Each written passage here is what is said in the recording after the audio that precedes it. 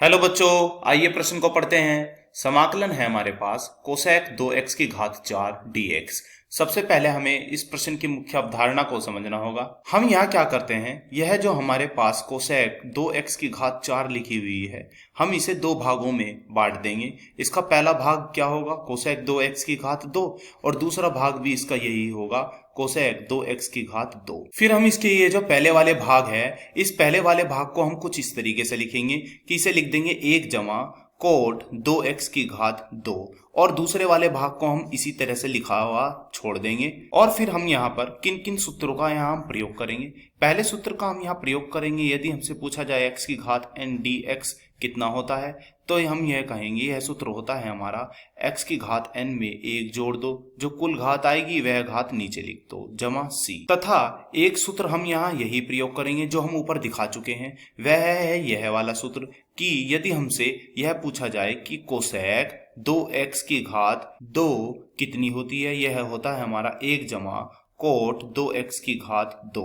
तो अब हम यहाँ क्या करते हैं, इन दो महत्वपूर्ण सूत्रों का प्रयोग करते हुए अपने प्रश्न को हल करते हैं। एक सूत्र होगा हमारा यह वाला और दूसरा सूत्र है हमारा यह वाला। हम अपने दिए गए प्रश्न को लिख लेते हैं। तो प्रश्न था हमारा यह है, हमारा प्रश्न है कोसेक 2x की घात 4 dx। तो जैसे कि मैंने अपनी मुख्य अवधारणा में बताया था, इसे दो भागों में बांट दें, फिर उसके बाद यह लिख दे। तो हम सीधा यहाँ आ जाते हैं, लिख दीजिए। तो बताइए क्या आएगा, यह आएगा हमारा समाकलन, फिर 1 जमा कोट 2x की घात 2, फिर दूसरा कोष्टक क्या होगा, यह होगा हमारा कोसेक 2x की घात 2।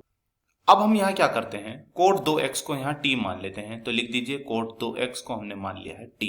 अब हम यहाँ पर क्या करते हैं कि x का t के सापेक्ष अवकलन कर देते हैं। तो चलिए कर दीजिए। तो यह कितना आएगा, यह आएगा हमारा d बटे dt। किसका करना है, हमें करना है कोट 2x का, बराबर फिर हमें d बटे dt किसका करना है, यह करना है हमें t का। अब हम जानते हैं यदि हमसे पूछा जाता है कि d बटे dx किसका करो, कोट x का, तो यह हम बताएंगे कितना आएगा, यह आएगा हमारा माइनस के कोसेक x की घात 2।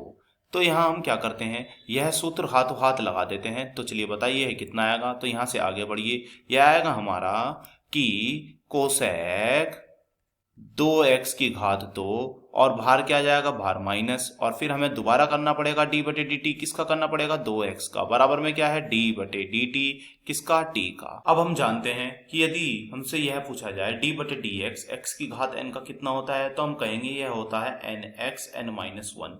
तो हम यह भी सूत्र यहाँ पर लगा देते हैं। हमें क्या मिलेगा, यह हमें मिलेगा माइनस के कोसेक 2x की घात 2, और जब यह है अचर राशि, इस अचर राशि को हम बाहर कर लेंगे तो अंदर हमें क्या मिलेगा, यह मिलेगा dx बटे dt।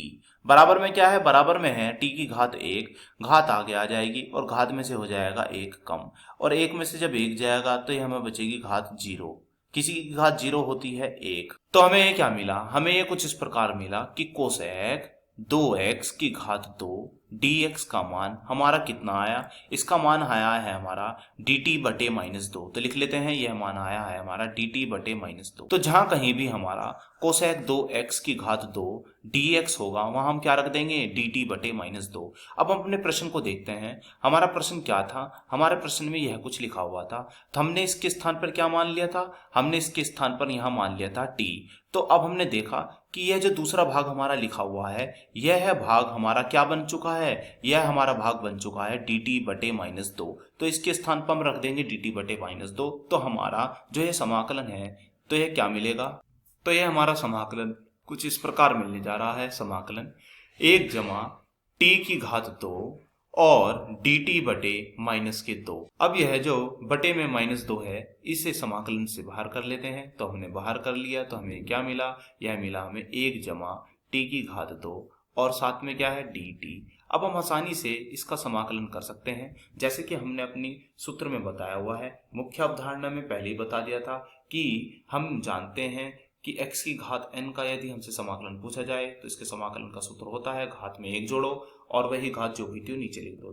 तो चलिए कर दीजिए। तो यह कितना आएगा, यह आएगा माइनस में 1 बटे 2। फिर है यहाँ पर समाकलन किसका है, 1 dt, और फिर दूसरा समाकलन किसका है, समाकलन है यहाँ पर t की घात 2 dt, और इसे हम कर लेते हैं अलग कोष्टक में।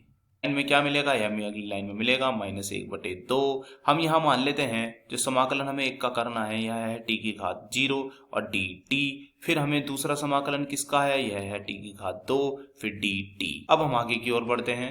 यहाँ है घात 0। घात 0 में कितना जोड़ना है, घात 0 में जोड़ना है 1। हमने जोड़ दिया, जो घात आई है वही घात नीचे लिख दी। 0 में जब 1 जुड़ेगा तो यह आएगी 1। और अब हम बढ़े आगे, जमा है फिर यहाँ भी हम क्या कितना जोड़ेंगे, यहाँ भी हम 1 जोड़ देंगे तो 2 जमा 1। कुल घात कितनी हुई, 3। घात पूरी नीचे आई, जमा में क्या आएगा c। अब हम बढ़ते हैं आगे, फिर चल रहा -1/2। फिर यह कितना बनेगा, यह बनेगा हमारा t की घात 1।